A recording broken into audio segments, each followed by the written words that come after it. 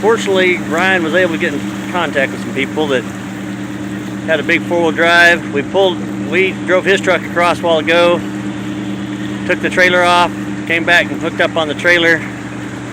So now I just got to figure how much this is going to cost me. Well, I hear his exhaust is underwater. There, you can see the exhaust is underwater. Wheels are completely underwater on the trailer. It's been an adventure, guys.